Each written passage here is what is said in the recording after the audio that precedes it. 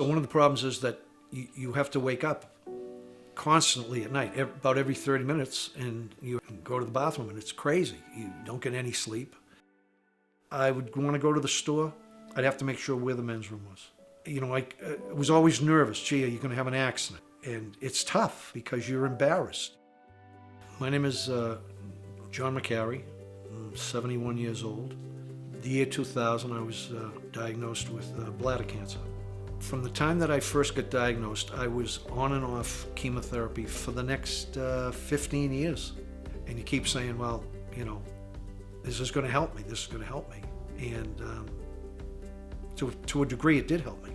John had been getting treatment for bladder cancer for many years, and those treatments had ultimately really been quite successful, but those treatments had also damaged his bladder in an irreversible way, such that John was really suffering in regards to his quality of life.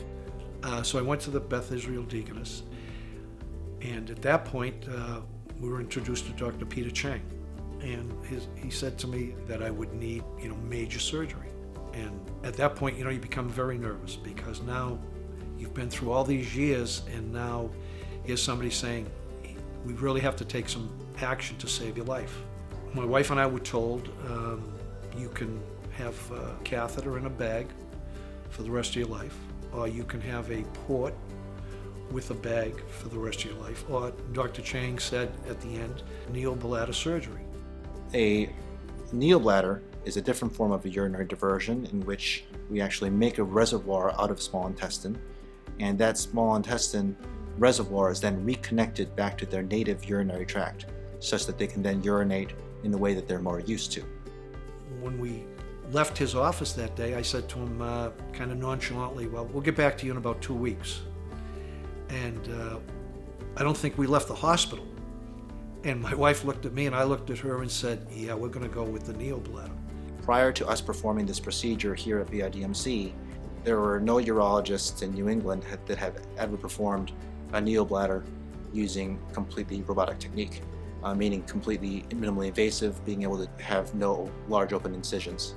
So he was able to receive the surgery through a series of small incisions rather than a large incision. And to be able to see the difference in the quality of life and the immediate recovery that patients experience is quite inspiring. Since I had the surgery, there isn't anything I can't do. I take care of, a couple of people's lawns. Somebody needs something done, I'm right there to help them. I've always been like that, and nothing's changed. That hospital kept me going through, 20 years of, a tough time. What he did to me changed my life, and I owe him for that.